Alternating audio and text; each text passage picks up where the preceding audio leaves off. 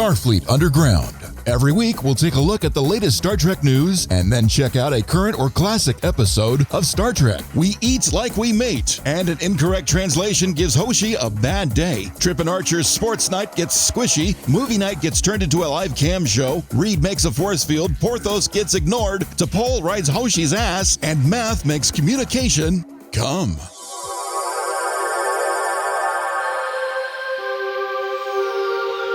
So, are you sure that happened wasn't just because of the holodeck filters exploding? I just find it coincidental that it looks just like the show we reviewed. Oh crap, wait, the light's on. Thank you for letting me know.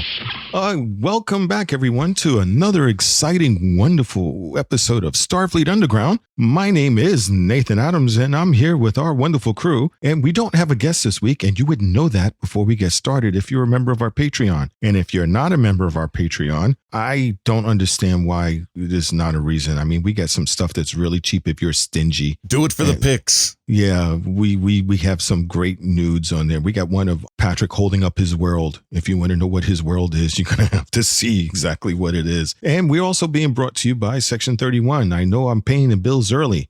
We have here our science officer. Hi, I'm Heather Ferris. I'm the science officer. And Captain, I know what caused that. Todd the Tribble is supposed to get neutered next week, so he decided to have a little rendezvous, and that's what happened in the cargo bay. Oh my God, that thing is... When did we start naming him? When we started having 50 to 100. Yeah, and they started getting personalities. Yeah. If that's the one that every time you walk down, if you have your ankle showing, he humps on them. Mm-hmm. Yeah, that's Todd. That's why we're getting him neutered. And he freaked out. It's about time, because I walked in, it looks like it exploded with... Oh, well, we're going to leave that one alone. Speaking about exploding with stuff, we have our computer guy. Hi, I'm Patrick. I'm the computer guy. I am also the foreign species liaison and number one on the ship. Yes, you are a number one. And we have, of course, our engineer who makes us all sound just amazing. He makes us go loud and clear. He's so awesome. Hi, guys. I'm Rocky. I'm the engineer of the show and the ship, and I'm just doing pretty good on this is very funny doing this at a daytime. We've time warped our episode recording, and it's like there's light out. Yeah, I noticed that. I don't know how you found that Pulsar, but it's pretty cool, and it gives a nice little strobe effect, and all the tribbles are doing a rave in the galley. Oh, yeah. They love the Pulsar. It's awesome. I've been joining them. It's been so much fun. And what's that one Is tribble? that where all the Molly disappeared to? Yeah, and that one tribble is in there trying to do sound effects because you walk in, he's going to music. So. Our tribbles beatbox. That's Tucker. That fits. That fits so much. That sounded like my cat's hawking up a hairball. Well, a tribble is nothing but hair, so there you go. Yeah. It matches up. Well, I have to ask you, Patrick. I'm sure you're going to check now because you're that thorough. We have any corrections? Let me check subspace here. Just one moment, please. And no, we are absolutely 100% flawless. And we're going to have to put up a sign on how many days flawless we are because that's really friggin' amazing. We've been doing really, really good with that. However, what we always do manage to get, and we scour the galaxy just for our listeners to find out the news and topics of the week. And each one of us is going to give you a juicy tidbit, starting off with Heather. Woohoo! Hi, Captain. So this week's news, I have updates on all of the new Trek. Really excited. We will start off with Strange New Worlds. Ooh. They just shot, I know, right? They just shot their 8th episode out of the 10-episode show, and the first season is expected to come out in 2022.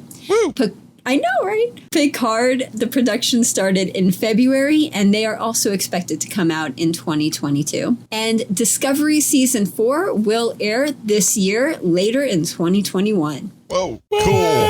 That's exciting. And did you hear? They're already recording for Season 3 of Lower Decks. Woo! The hell Yes. you say? They are. It's amazing. They 2 is already recorded and in post-production, and that's coming soon. Yes, yes. Like within months, we're going to see it. Now that you've said that, I am coming soon too. Okay, go ahead. Coming soon and hard, apparently. That's why the docking bay was all gross. And by the Is that way, what happened? this show is not for children. If you happen to hear this before we gave the announcement, consider yourself lucky and then get the fuck out. Thank you. Yeah, not for kids. Go away, kids. Continue, please. Sorry. Heather? Oh, I'm done. I was going to say something, but I forgot. But now it's like... I was going to say, it's like, oh my God, Heather's not a child unless she lied on her application. Because when I said go, and all of a sudden she got real quiet. She's like, fuck, they found me out.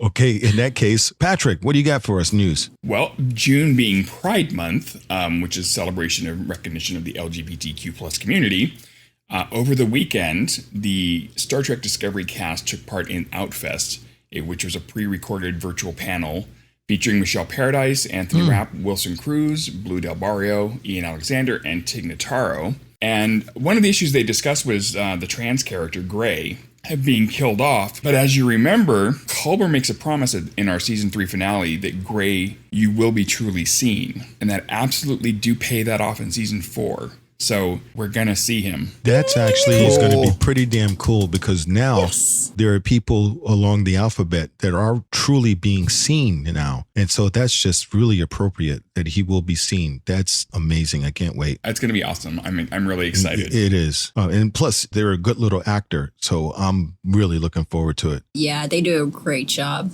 And now, what about you there, Rocky? You got some juicy tidbits for us? Well, I don't know if you call this juicy, but engineers may agree about how much we love our multi-tools. There is an officially licensed, actually 3 officially licensed Star Trek multi-tools. Wait, what? Multi-tools. 3 of them? 3 of them. Officially licensed Star Trek multi-tools. I thought you said free. I was like, what? Oh, no. My enunciation is very important, kids. 3. As in trace. As in 1, 2, as 3. 3. Yeah. 3 dicks to get to the center of a Tootsie Roll Pop. Yeah. So this company called... Don't bite. No nibbling. The company is called Twink. Toynk. And Patrick's going to get excited. You said twink. Yeah, no, maybe it's pronounced the other way. I don't know. But, I do not like twinks. These are pocket-sized multi-tool kits, and there's inspirations from the original series, The Next Generation, and where's the third one? I don't know what the third one is. We'll find out. A Klingon Batleth. Oh. This is incredibly cool. I saw the picture of the Klingon Batleth, and I'm like, it's a Phillips screwdriver and a flathead, and that looks like some kind of can opening, and you can carve, and it's a Batleth, so of course it's going to cut. So that looks really exciting. They've got an Enterprise-looking one that may possibly open. It looks like everything, yeah. And it's got a ruler on one side at the nacelle, and looks like you can use that as a wrench. Wait. Does it have a bottle opener? That's like... It's got a bottle opener. This is, you are set for the future. Nathan just messed out Docking Bay 4. Did he add to it? Yep. Oh man, now my feet stick to the floor. Oh my That's why the floor in Cargo Bay 5 was always a little sticky. I want. What's the third one? Did you see the third one yet? No. These are. We're gonna have to. You have to look it up and find out. Come on. They're 5 inches long. Oh, and that's a little small. Wrong answer. It's okay. It's what you do with it that counts. No, it's not. And it's $15.99 each, so you could get the whole set for affordable pricing. Well, that'll work. I really, that's exciting, and it's especially for Father's Day. So I guess people who got a special dad in their life, you better get on this and order it, because I know I'm going to be looking forward to give to myself. So it's very cool. Okay, so there's an original series version, and the next generation version is the same as the 1701, the same tools, except instead of a ruler, it has a protractor. Oh, dude. Okay. All right. I know what I'm going to be looking for. That's hardcore nerd stuff right there. That's so cool. Daddy. Now, I guess my news then is, I guess it's awesome depending upon your point of view. Everyone knows Kate Mulgrew, of course. She's actually going to be on Showtime. Kate Mulgrew. I wish I knew her. She looks like a nice person to know. Okay, everyone is aware who Kate Mulgrew is. She has such a big fan club. I think she is the biggest fan club out of all of the Star Trek actors. Yeah, she's really huge out there. And her fans are going to give moment to rejoice, because Showtime is going to have her on a Showtime that they're doing. It's going to be called The First Lady. And they're going to be doing kind of behind the scenes stuff of all the different first ladies on there, from the lives of Eleanor Roosevelt, Betty Ford, and Michelle Obama. And Mulgrew is going to be playing Susan Scher, a longtime friend of the Obamas who was chief of staff in the office for the first lady during the Obama administration. Cool. So it's going to be really, really, really cool. And it's going to be created by author and screenwriter Aaron Cooley. So it's going to be season 1 of the First Lady. Cooley. And Viola Davis is going to be Michelle Obama. And Gillian Anderson is going to play Eleanor Roosevelt. And Michelle Gillian. Jillian. Oh, I love Yes. Love and Michelle this. Pfeiffer is going to be Betty Ford. Pfeiffer. So it's going to be God. awesome. This is hot. It is. So for those of you that love to see it, remember it's going to be on Showtime. So look for it for First Lady. So that's all of our news for the week. And we have here, I'm going to so love the end of this episode when I can ask Heather, what does she think of it?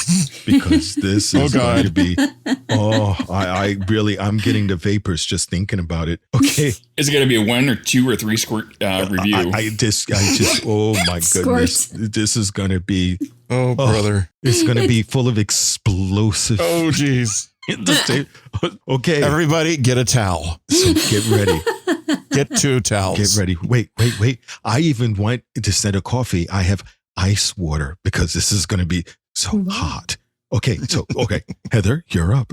Hi, Captain. So this week's episode is Star Trek Enterprise Season 1, Episode 22, Vox Sola. It first aired May 1st, 2002, and it was directed by Roxanne Dawson, which, if you guys don't know, is B'Elanna on the Voyager. Teaser, Lost in Translation. Archer offended a new alien species, adding another name to the list. First Contact will now be renamed First Offense when Archer is involved. Hoshi tries to apologize, but roughly translated said, "Eat shit and fuck." Apology not accepted, as the guests storm out, leaving the universal sign of fuck you by hogging an epic loogie at the Enterprise. That teaser was really I wild. love her interpretations of these. This is so good. That was hysterical. It's like you're trying to entertain a new species and basically they're mad and leaving and you're running behind them going, fuck you, fuck you, fuck you, fuck you, fuck you, fuck you. Go fuck yourself, go fuck yourself, go fuck yourself, go fuck yourself. Open the fucking door. You don't know that you're telling them to fuck off because you don't know what their language is. Hysterical. We But just it's wanted like to offer some pretzels or something. I mean, come on. Your mother fucked like a donkey last night. Say what? You eat like you mate. Oh man. I mean, I know if I'm eating a banana or if I'm, ice cream, I love to lick some ice cream. Okay. I'm just saying. Some Don't people do that in say front of the it looks, Cretaceans. I couldn't do it in front of a certain company. I can tell you for firsthand experience how bad a incorrect translation is. When I was in high school, there was this pretty Puerto Rican girl I wanted to talk to, but I didn't know no Spanish. So I asked my Puerto Rican friend, what can I tell her to break the ice? He told me something to say. So I went up to her and I told her, tu madre es feo puta. And she turned around and slapped the shit out of me. No doubt. And it's like, what? And Well, you it's called her an why did ugly she cunt. slap? No, I called her mother an ugly slut. Oh, my God. And so he was in hysterics. And it's like, what did I say? I thought I was saying she was really beautiful. He says, no, you called her mother an ugly whore. That's like, oh my God. So, and that, ladies and gentlemen, is how come I studied Spanish. So That's translation is important. It's always important to learn the swear words first. Adios. Everybody learns the swear words first, and there's a reason. I have one more story to add to that story, but this story does not even top that because your story is so freaking awesome.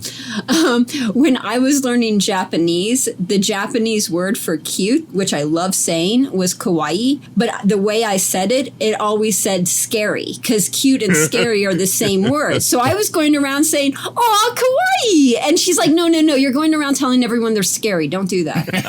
That's funny. Oh my God. I could picture you going to a new mother and they have a little baby. You just, oh, look at the baby. It's so scary. Scary baby. Yeah. Oh, You do with Japanese, Chinese, and Korean. Is the inflection, the tone that important. you use is extremely important. same thing Yeah. with Vietnamese. Is all extremely important. That's why we have our computer ambassador. He's aware of that. Mm-hmm. But Yeah. that noogie, what the hell came with it? It looks like a snot bubble. It did. It was the blob in space. It totally did. Just snuck aboard, man. And just a couple Easter eggs for you guys. This episode was originally going to be called The Needs of the One. I guess they were going off of like a masturbation type of thing. And Oh, God. the other thing is, if you guys want to see any pictures of Roxanne Dawson directing this episode, go to Memory Alpha and check it out, because it's really, really interesting watching her direct. And it's like she does not look at all like what I thought B'Elanna would look without the makeup and everything. Yeah, she's lucky she can actually walk out in public and the majority of people won't know who the hell she is because of that makeup. Yep. That's pretty cool. Yeah. And then also, too, one of the quotes that they had in there was, "Whatever we did to offend you, I apologize." And Archer said that. And I just want to like rant real quick. I hate it when people apologize like that. You know, like, oh, well, I'm sorry I pissed you off, or I'm sorry I offended you, or whatever we did, I apologize. Well, dude, that's like a general, apology. You're not really apologizing. You're just apologizing that I'm upset and you wish I hadn't been upset. You're not apologizing for whatever offense you did to begin with. But if you don't know what the offense is, I mean, that's all you can say, really. Yeah, I mean, do what Travis did. Travis is a perfect example, and I know I'm jumping ahead, but Travis was like, we don't know what we did to offend you. But by that time, the computer had learned their language. Yeah, so. That's a good point. That's a really, really good point. So in the beginning, we had no clue as to what was being said or, why the offense was. And we didn't know enough about their language to clarify the situation. I'm surprised more first contacts don't go down like this. Yeah. Even Trip was like, this is the briefest first contact, like, in the books. Seriously. And then you have the gangway, ejaculate all over the Enterprise. And what the hell was that all about? Like, you insulted us. Take that. That's what happened. Well, at least it wasn't yellow. They left a prize, a little gift. Some of it was yellow.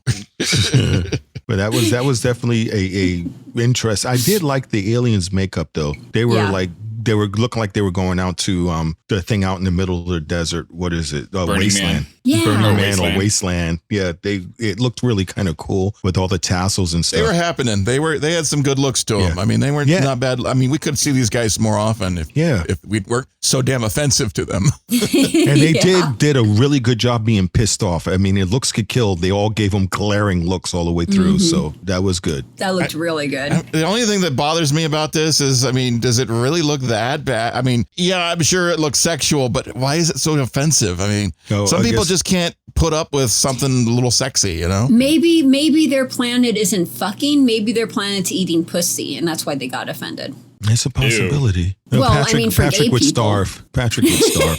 It's all about it. Ew. Patrick would be like, Ew. "Are you sure you can't mold this into something that looks like a penis?" Don't worry, Patrick. We have another planet for you. So Ooh, yeah, we'll get you. Ew. One planet's for pussy, one planet's for dick. Ew. No, don't worry. We'll stop by the planet Transylvania. I heard Rocky is still there somewhere. Oh, God. Okay, I guess we can move on to the next section since we kind of milk this one. Died. Fine. Aye, Captain. Moving on. Act 1, Bad Day. Hoshi's bad day starts off with a bang and continues with a nagging Debbie Downer of a coworker and a constant static that no one else can hear. Trip enters the bridge and visits a grouchy, overworked captain who just needs a beer and a good bloody game. Trip provides just that, allowing Archer to instantly forgive him for existing. Porthos, on the other hand, is pissed Archer left him alone in the bedroom and starts barking up a storm. Or is he barking for another reason? Hoshi, Travis, and Reed are eating dinner in the mess hall, talking about Hoshi's royal screw-up with the guest earlier that day, and clearly uncomfortable, Travis and Reed change the subject to movie night, and tonight's movie should be good. But Hoshi declines to go with them, claiming that she needs to go wash her hair. What I want to know is, why didn't the sensors pick up the alien? Oh, I just figured they didn't have the sensors. Yeah, they were not tuned for that. And They thought it was just a bunch of semen and had no idea. Yeah, it was. Look, Well, they didn't know. I mean, if you get a whole bunch of seamen coming on board, I mean, there's, That happens all the time on a starship. I mean, look at all these Starfleet officers. Exactly. You know, it was after this experience that they put all the sensors in afterwards. Yeah, because they didn't want to escape like that. They had the most perfect sensor. They had Porthos Porthos and nobody was monitoring Porthos. What No. the hell? And Hoshi, she had good ears. She knew something was off, but she didn't trust herself after that faux pas. Hoshi's doubt was just getting her really. She had a horrible day. I feel so sorry for Hoshi because sometimes you just can't do anything right and shit just goes wrong. Mm-hmm. And when the episode started and we have like that big old, full frame of her face and everything, she looked so bored out of her mind at work. And I'm like, oh, I recognize that. Look, like I know what that looks like. And it doesn't help. You got your senior officer over your shoulder, basically like, you're a fuck up. You should do this. You're a fuck up. T'Pol was baiting her. Yeah. It's like, you should do this. You're here for a reason and you're failing for that reason. Yeah. It's like football. It's like, look, dude, your job is to make the punt. That's all. You make the kick and you can't do it. T'Pol was blaming Hoshi, implying blame, and then after she did that, tells her to calm down, and I'm like, bitch, if it was me, I would have fucking smacked you. But I don't think that was the reasoning for T'Pol. I mean, no, I agree. For her, it was just a logical. She's having such a bad day. Any extra scrutiny doesn't feel right. No. I mean, somebody's like, you're trying to hook something up and get it done quickly, and like, dude, you need to hook the thing up. I'm doing it. Leave me alone. You get so much pressure is on you. Even the slightest extra look feels like you're getting ridden really hard. You got the look. You got the look. Yeah. But if you bait someone and then tell someone to calm down, you deserve a good freaking smack. Yeah. Yeah, you just don't want to do that. It's just like if a woman's angry, you're going to ask her, are you on your period? Yeah, you might as well just like lay on the floor and die right then and there. So would never, ever. No, not if you want life. You don't want to do that. I'm just like, not if you want life. I'm just going to go. I'll see you later. Yeah, don't ask Come that. back in a week or two. No. Don't tell a woman to calm down. Don't do any of that. Don't do anything. Yep. Just throw some chocolates and then don't move. Just absolutely still. Absolutely still. They can't sense motion. That's it. Just don't say a word. Don't say anything. Well, I liked when crewman Rostov was like, come on, let's go to the movies. That was nice. The crewman he was talking to was crewman Kelly. And for those of you who are not in the know, she was played by Renee Elise Goldsberry, who you might know as Angelica Schuyler from Hamilton. She was also in Altered Carbon, Life on Mars, Evil, and she was also in a Star Trek Away Team video game. Oh, okay. Yeah, she's pretty cool. And you could see on there, she was being like a regular woman would be in Rocky. I'm sure you can identify with this. It's like, if you hurry, we can get this done. Okay, well, I guess I'll go hurry then. Exactly. He's like, well, I'll just go and take this communicator because it's dead down there. All right, I want to see the movie. Yeah, do you want to see the movie? I don't want to be late. I don't want to have to get this in the back. So that was cool. I prefer to sit in the back of the movie. Some people think it's better in the back. I know. There's more action in the back. I will vouch for that. Patrick can confirm. I like to sit in the middle and get the surround sound, but no, I'm missing out on what's going on in the back. No, but if you're in the back, you can see the entire screen. You don't have to like move your head side to side if you're way up close, or you have to go from side to side for the whole screen. You get the entire view. Well, yeah, and you get the very first step out the second the credits start to roll. You don't have to walk halfway across the theater while we're trying to watch the credits for the extra scene that you're totally going to miss because you got out of the theater first. But I love Rocky's thing because I'm like Rocky in that respect. Sitting in the center, you're right in the middle of the acoustics. The surround sound. If it's dialed in, you got to sit dead center. And if the screen is bigger than your vision, you're overwhelmed with the awesomeness of the cinematography. Yeah, I agree. The Matrix was like that for me when I saw it in IMAX with the surround sound thing. And oh my God. Just watch out for the sticky floors. Yeah. And speaking of which, I got to get the dots to clean mine up for that earlier announcement. Tell the dots to hit Cargo Bay 5 again.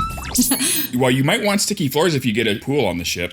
Oh, speaking of pools. So when they were watching that game and everything, Trip was like, oh, I thought this was going to be just a bunch of guys screwing around in the pool. And I'm like, yeah, it looks like there's some of that too. And it's probably a bit harder to clean up. Jeez. They have to empty the pool for that. Well, no, I played water polo in high school for a year, and it is no joke. It is a tough game, man. They said that you can't touch the floor with your feet. You're constantly... No, you can't. What? So urine's motion the whole time. Yeah. Yeah, you have to tread water the entire time. That's bullshit. amazing. That's a lot of exercise just doing that. Yeah. But you notice that him being a good first officer is kind of like the way Patrick is. He knew right off the bat that the captain was a foul mood, and he knew exactly what to have to make him feel better. Even though he has no fucking interest in water polo, he didn't see the thing. He's like, I'm going to save this in case the captain ever gets pissed off. I have this for him. He's got the goodies. I mean, that was really cool. That was really good of him. Only complaint is the picture quality. That was like that somebody recorded on their high 8, not even a high 8 cam, just a regular video 8 camcorder. That was such shitty quality on a starship. I've never seen shittier picture quality of a water polo. It was recorded by a flip phone. Oh my God. Before we had flip phones, I mean, they recorded better than that. Gosh. It looked like it was recorded on a VHS. And copied to another VHS. Yes. And if he knew that he was going to go in there and like cheer up Archer to begin with, why would he stop and ask T'Pol what her opinion was and just be like, okay, well, now I'm going to do totally the opposite? I think he just wanted to talk to T'Pol real quick because, T'Pol. Wow, chicka, wow, wow. Yeah. Well, I mean, when you put it that way, that completely makes sense. Yeah. Might as well. You find an excuse to say hi. Hi. Yeah.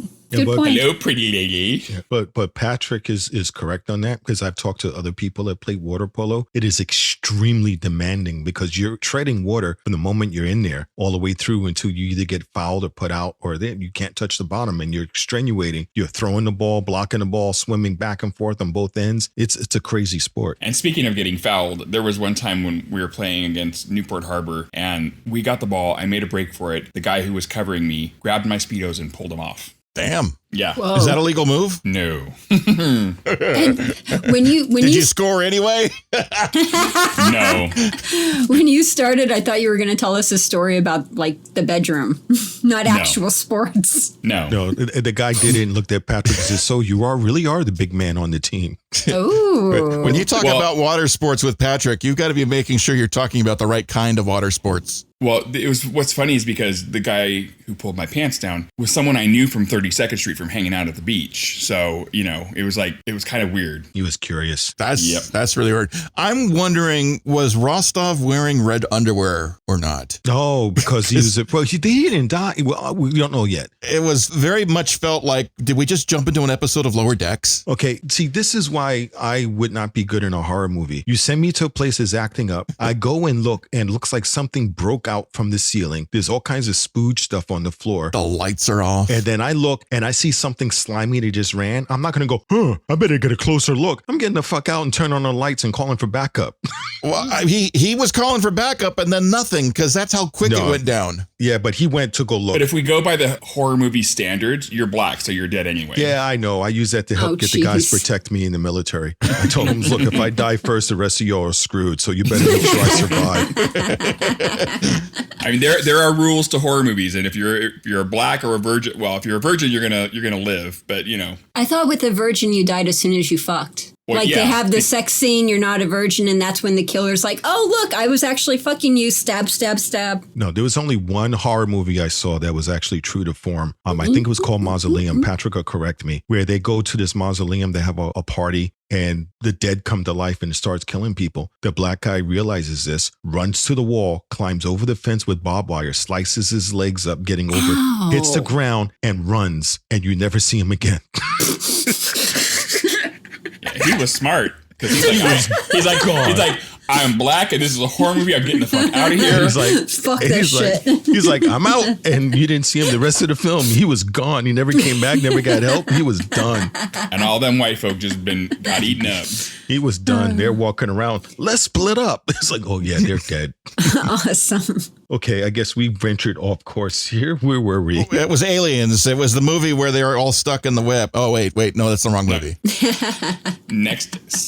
No, we're at the next scene yet. No, we're not. We don't know who the guy grabbed. So the tentacle grabs him, right? We see a tentacle go I at him. think that's the next one. Oh, so we don't know Silly Putty got him yet. Well, we don't know what happened. He basically butt dialed the other person, and she couldn't. Truman Kelly. Yeah, he butt dialed Kelly, and she didn't know what happened. So she went to go check it out. Yeah, that's totally the next section. Okay, next section. Okay. Act 2. Something about Mary. 2 red shirts are in engineering talking about how excited they are for movie night when there is a power failure on deck 187. Better go check it out. It's probably nothing. Cue the eerie music. Dun, dun. Dun, dun, dun.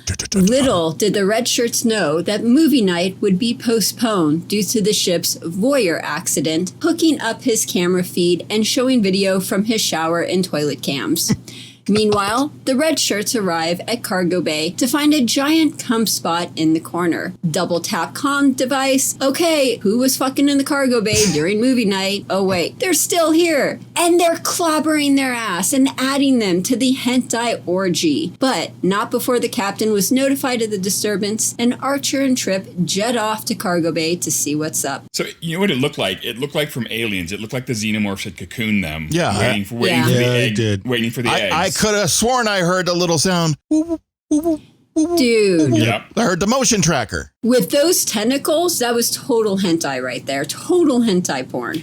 Okay, you have to explain to people what hentai porn is because Oh, people shit. may not Okay. know. So Japanese have the coolest, awesomest, craziest things. They are so freaking awesome. And one of the things they have is they took anime, which is basically cartoon for adults, and they made it into porn. And one of the big things about Japan is the tentacle porn. So when you see porn in these cartoons, it's always a monster with tentacles or octopuses with tentacles or, some crazy whatever the fuck that doesn't even exist, but it has like 8 fucking tentacles and it's going in all the holes at once and everything. So that's hentai. That's tentacle porn. That's the Japanese thing. So that's what it reminded me of. Heather, I think you better be careful. I like weird shit.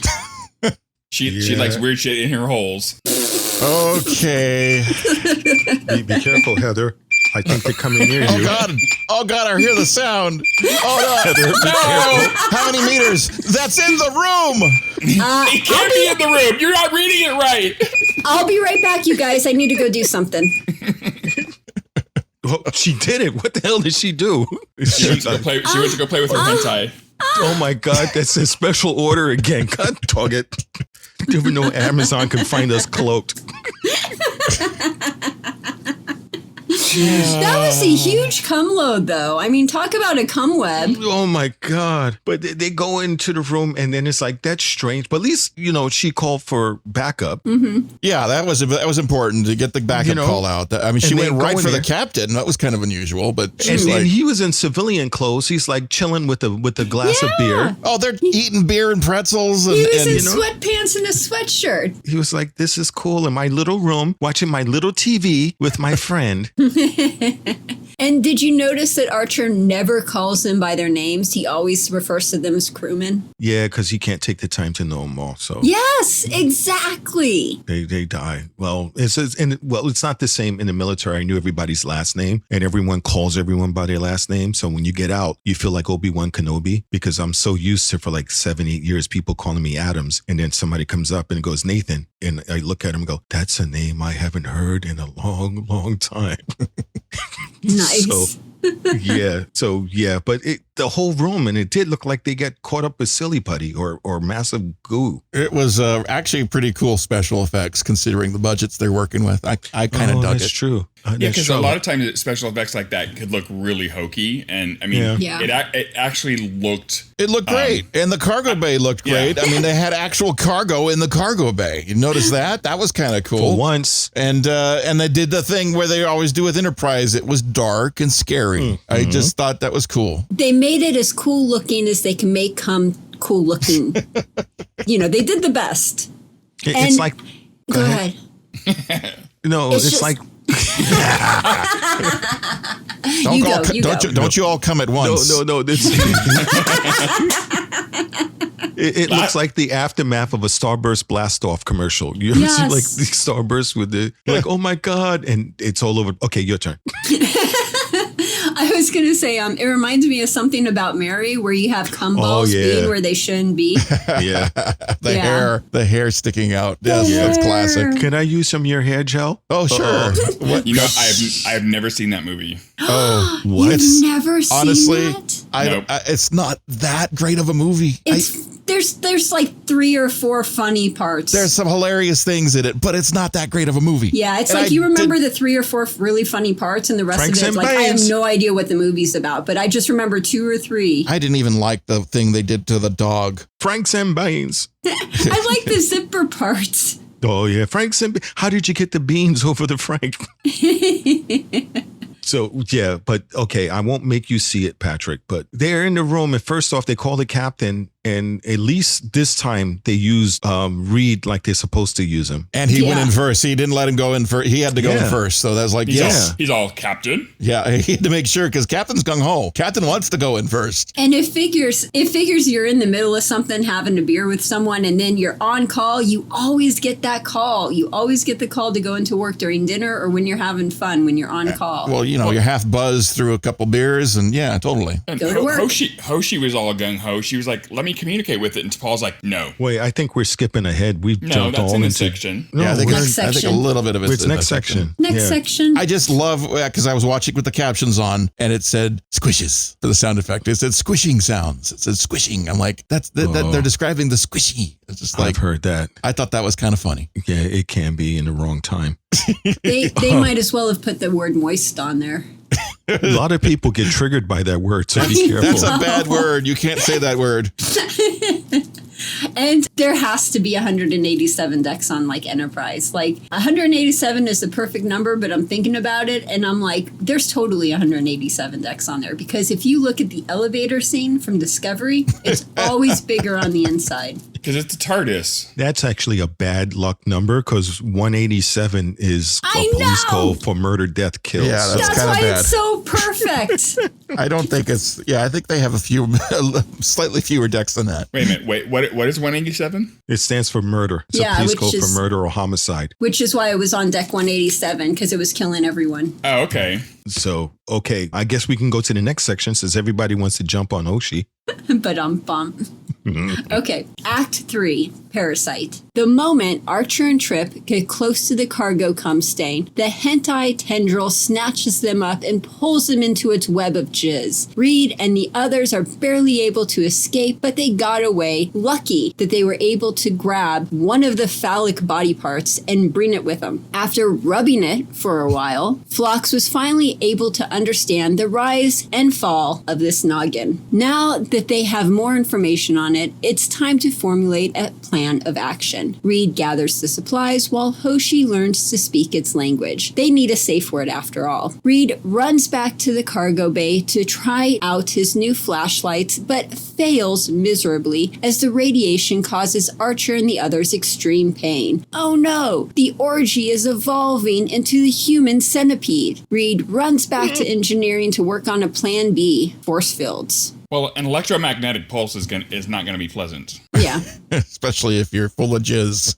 And this was a parasite by the dashboard light, so let me sleep on it. Don't baby, bring sleep on it. Don't bring meatloaf into this. Let me No sleep meatloaf for on dinner it. tonight. I'll give you an answer Do in the not bring morning. meatloaf You into this. eat like you mate. Good Lord. No meatloaf. And to Paul was like, yeah, I gotta know right now. The frequency. Can you do it? Oh, Don't bring I'm meatloaf into this. Oh, man. I'll Half give of you a this is frequency meatloaf and half of it is a jizz fest. You guys. It's meatloaf and mashed potatoes. It's a Star Trek podcast. Can't we be taken slightly seriously? Come here? on, and then Hoshi, and then after she yells at him, she's like, "I need an answer right away." And Hoshi's like, "I gotta sleep on it." Hold the ball. I gotta sleep on it. I gotta sleep on it. I'll give you an answer in the morning. In post, Rocky just cut Nathan out altogether. I don't Gotta know know. right now. Oh, dang. Man, why are people so fascinated by meatloaf? Wow, somebody wants an airlock. I'm telling you. But yeah, this scene here, is it this scene when Dr. Phlox stands up to Reed? Yeah, so I think- you're not going to torture my dildo alien thing. Yeah. No, that was good. It really showed how stern Dr. Phlox will hold on to his belief. Yeah, I like Yeah. that. I love Dr. Phlox. He knows who he is. He knows what his values are, and he's not going to diverge from them. No matter- compromise. No Yeah, compromise. He is my favorite character in Enterprise. He is. He's like, this thing is sentient. It has intelligence. And Reed's like, I want to burn it. No. Followed by T'Pol. Phlox seems like the most realized character out of the gate. I have to agree. Yeah. You know, I mean, usually in the first season, it takes everyone a while to develop their characters and get, settled into them. But Phlox from get is 100% a realized character. I mean, John Billingsley just freaking He's rolled amazing. this. There's great casting and great acting. Really good. And then you have everybody's having a kumbaya and the web's like, can you feel what I'm feeling? That's not what he's not thinking about water polo. Come on. It's like, Well, when the creature integrates into your nervous system, of course you're going to feel what everyone else is Everybody talks about how often a male thinks about sex. and it didn't happen in there. feeling. They're getting wood in those cocoons. That would, now, come on, that would have been funny. It's like, That would have been great. Everybody had boners all of a sudden. What? That would have been, it's like, okay, Yeah, except for Tucker? Crewman Kelly, she was like, "What?" Exactly. it's like, Tucker, Tucker, you actually are getting a hard on right now? I'm sorry, Captain. It's the excitement in here. You're sorry. Oh, I can feel that too. It's more like Archer's like, really? I didn't know you thought that about T'Pol. Stop being hard about thinking about T'Pol. Really? So that's your one regret, that you didn't get a chance to tag her. Stevie Wonder would know what he feels about Paul. Yeah, that's a good point. Without being connected. They were in there and they had to rely on the crew in order to get them out. And you can see the frustration that Reed was having, because he really wants to go in there. And to give T'Pol credit, she came clean to Hoshi why she was hard on her. Oh, this was my favorite part of I think. Yeah. She's like, and now I lost place in my script. Just a moment. But T'Pol and Hoshi, they were like code breakers. Yeah. The code breakers. Yeah, they were looking for it. Come on, why did I was just looking at this stupid note. Okay, the only reason I hold you to a high standard is because I know you're capable of achieving it. I know. That's the reason she's writing Hoshi so hard, because she knows Hoshi is capable. Exactly. And that's confidence in your crew. Exactly. It's to make her push past her level. How many times have you like felt the way Hoshi felt, and assumed someone else was being a dick? I like this. I had a boss that was really, really, he would ride you hard on stuff. He would push you on things. He'd have, this is a guy that had like 4 or 5 emails a day every morning. You go in, you click on your email. God damn it. He wrote 5 emails at 5 a.m. What the hell's going on? He's pushing. He's constantly pushing, but it's also making you stretch. It's making you, it's making you work it. I mean, I kind of liked that. I pushing found your limits. Yeah, I liked hitting the limits. I like being able to achieve things and being pushed to do it. I think there's something about that. Yeah, but if they have to let you know that they have faith in your ability to do things and then continue to push you. And they can't just ride you hard because they want to ride you hard. They've got to encourage you. Because then you get the situation with Hoshi where she's feeling all insecure, not thinking that she can solve this problem. So Paul should have, preempted it. It's feeling the empathy from the Vulcan. You can't get the empathy from the Vulcan the same way. And that's the hardest thing about it. And Hoshi's having a hell of a day. And she's trying. She really is trying. And she's just hitting all these brick walls. It's like she ate Heather's food. Oh, my goodness. Hey. But yeah, I agree. But hey. and Hoshi responded angry, but not disrespectful, which I showed is a credit to her character as well as an acting. Because there's one thing to be mad and respond mad. There's another thing to be totally disrespectful. It's like, back off, you bitch. Don't you see I'm working? Biatch. Overall, they achieved the goal. I love they got to work together and execute. Mm-hmm. That's great. I love showing that. Wait a minute, who are they executing? No, and it's the same thing that happened. The same thing that happened with Reed and Phlox. It's like, if you're going to do this, you're going to do it with me. And it's like, well, fuck. All right, let's do this together. I got to do it together. All right. Phlox totally pulled rank. He's like, this is my med bay. Oh my God, you're going to do it my way. Otherwise, psh. And he's like, no, I have more seniority than you because not in my med bay. You don't. He's like, bitch, you're going to listen to me. He's like, your name is Reed and you just got red.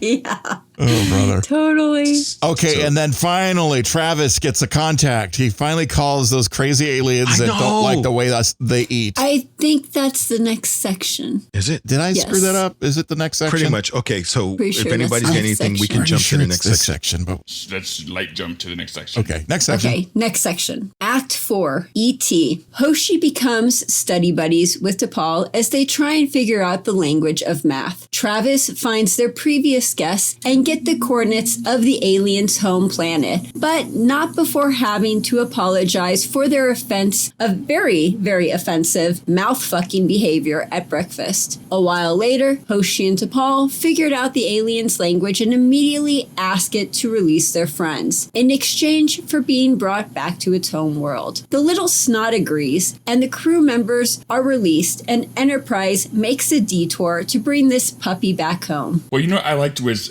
when it's Archer and Trip in the web, and Trip starts freaking out. Archer, being Archer, knowing, his crew, starts asking Trip what's he thinking about, and by doing so calms him down. So he knows that Trip is starting to panic. So he's starts talking to him okay, come on. It gives him something to think about. Yeah. Yeah. And it was nice. It was a nice moment. Maybe she should have started singing him a lullaby. It gives you a little bit of insight into Archer's mentality, because you wonder about why Archer is always so damn gung-ho and confident about stuff. He actually had a really ridiculous season in sports. They kicked ass and took names, and he just always thought they were going to do that, and then they did. It felt like manifest destiny to Archer. Yeah, it's we always thought we were going to win. It really affected him, and I guess if you're going to go play, might as well play with a winning attitude. Yeah, it's not over until it's over type of thing. Right. Even if you're down by 3 points or 3 minutes or whatever the hell he said, and you got to score, and you never know. Well, if you piss off people or tick them off enough, like Archer does, you probably know not to back down. Yeah, well, you get also people get that deer, and I've seen this. There's been videos, and I'm sure some of you have seen it too, when people, look, it's a Bambi. We can totally bitch slap the Bambi, and Bambi gets up on hind legs and trashes them because it starts messing. So everybody, you never know. It's not over until it's over. Yeah. The part here that I liked in this section is Merryweather, when he finally gets a hold of them. And like you said earlier in the broadcast here, Heather, is that he took his time and he apologized correctly. It's well, I have no idea what we did to offend you. Tell me, what did we do? Yeah. And it's you ate. It's yeah, we eat. That's the whole thing. He goes, no, you ate in front of us. Yeah, we all eat in front of us. It was banana day in the mess hall. I apologize. Yeah. It's that's a sexy thing for us. It's well, don't you guys eat? And it's well, yeah, we eat, but we do it in private. Next time they won't serve the eggplant. Oh my God, there was eggplant and banana. That's what it was in tacos. Eggplant, banana, it was tacos. Taco Tuesday.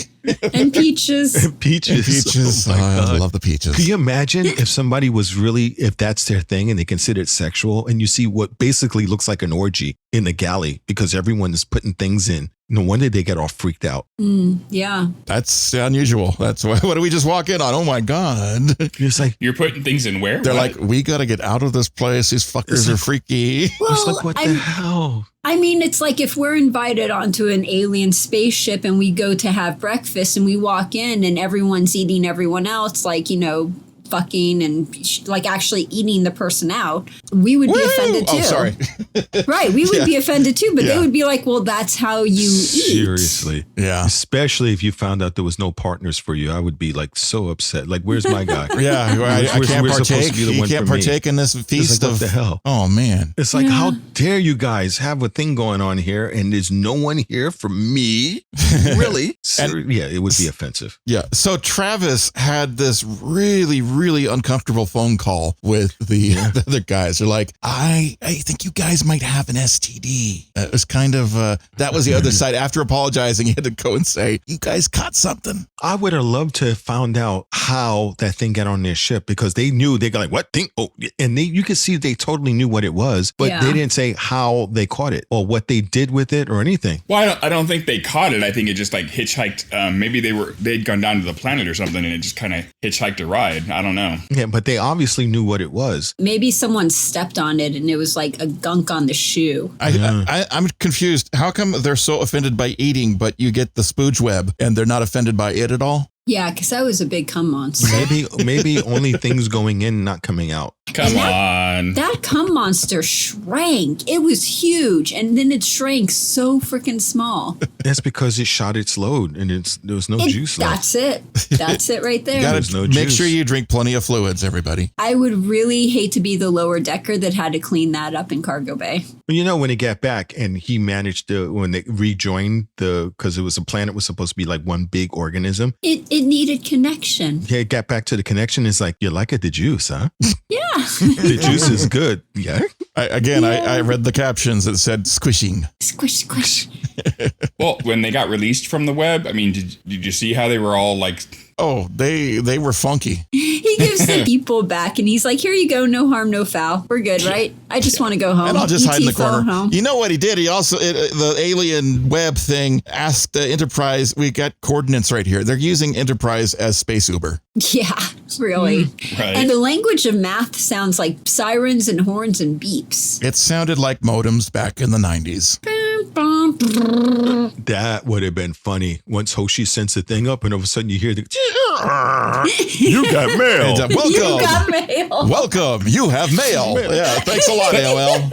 But if you notice, when they sent out Voyager 1, they included mathematics because math is a universal language. Because it's, I mean, 1 + 1 is 2. There's no disputing that. So it's a universal. And they were using the number 69 an awful lot, right? There you go. And we also sent nudes. So Okay, so I just thought about this way too much. Okay, it wouldn't be email, it'd be smail because it'd be space mail. So smail instead of email. you got smell. And it would leave a trail. And it would leave a trail. Yeah. You got smell. You got smail.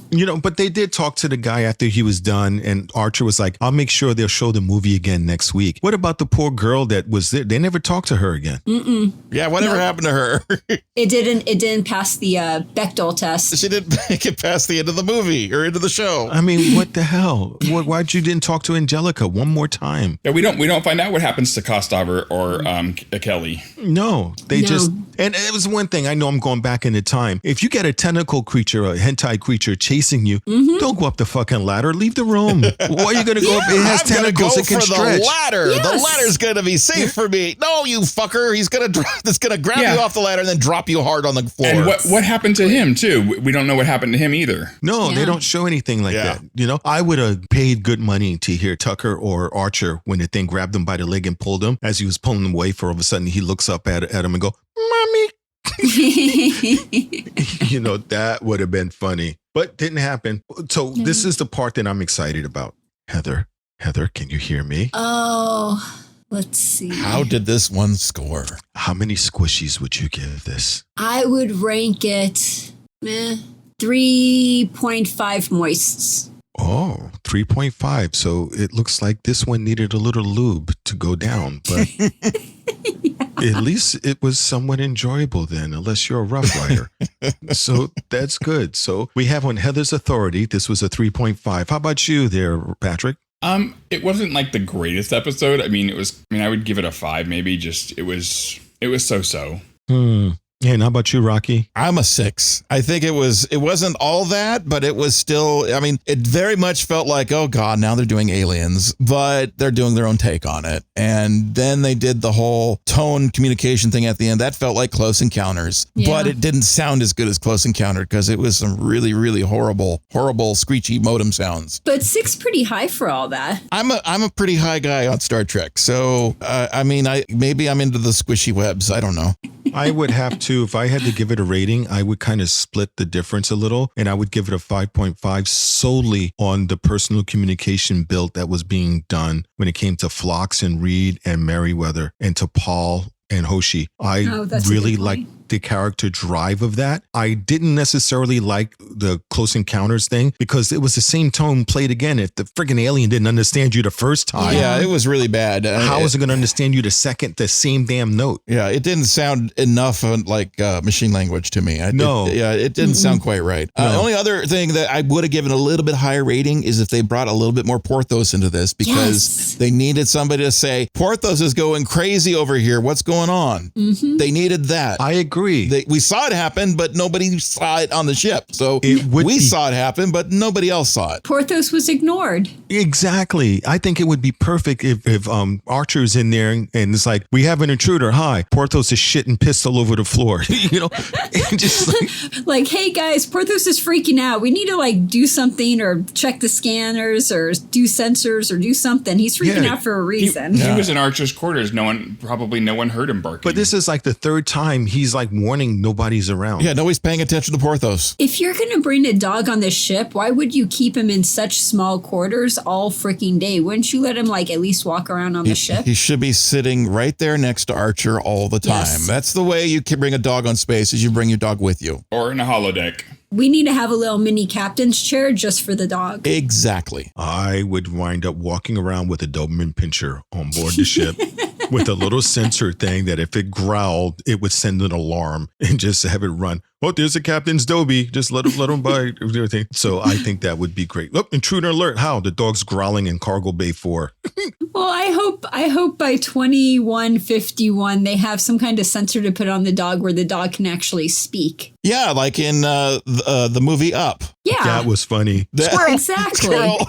Exactly. Squirrel. I mean, the dog will be going, space squirrel, but squirrel. The second it goes, alien. Or in the spaceship, they'd be rats. Tribbles. Tribbles. There you go. We got tribbles. Lord knows we got enough of those. They're beginning to learn how to speak. I'm worried.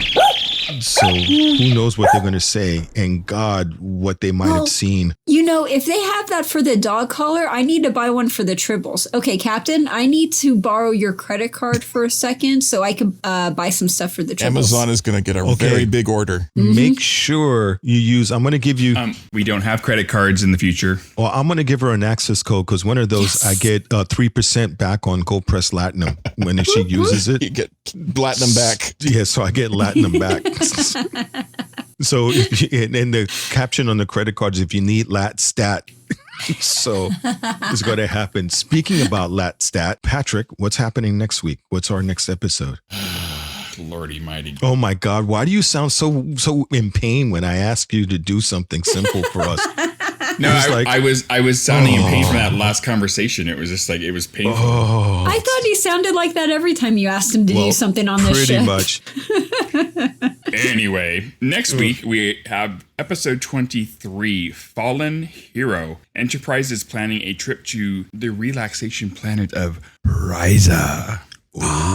When it gets an urgent request from the Vulcan High Command, they must pick up Ambassador Valar, who has fallen in disgrace. Apparently, she misused her position during negotiations on the planet Mazar and has been evicted. After Enterprise picked up Lavar, Space Uber, and is on its way to a meeting with the Vulcan warship Sharon, suddenly a Mazarite ship appears. They want Valar for further interrogation. When Captain Archer wants to discuss this description? With Starfleet Command, you gotta watch it first, man. They open fire. I know it really was a rather long. That was verbose, sir. Yeah. Okay. But that's it. So next week is we need a hero. A hero that's fallen out of time. She's got it. Okay. All right. Never mind. That was She's bad. A zero. Yes, that was bad. Thank you, everybody, for joining us. And please do me a favor. Go ahead and join our Patreon. And if you haven't yet, I already know because I look at the members list daily. So thank you for the ones who have been joining and enjoying our rewards here. Join us on the web. Yes, not the actual web, not the squishy but not web. Pornhub. We're not on Pornhub. And if it makes a squish noise, don't do it. So I guarantee you, our website at starfleetunderground.com. It does not squish. It is not moist. And you can see us at Starfleet Underground under G on Twitter, as well as Instagram. Our stuff is usually up within a couple of days. And if you're here listening to us on our premiere, thank you for joining. So please, everyone that's out there, just don't have a great week, but make it so. And if you can, support the show by going to patreon.com/Starfleet Underground. Lots of perks to choose from, and you might even like some of them. Starfleet Underground, beaming into a podcast feed near you. Log on to our website at starfleetunderground.com and send your comments and questions to thecollective@starfleetunderground.com. Follow us on Twitter at StarfleetUnderG and on Facebook and Instagram, we're Starfleet.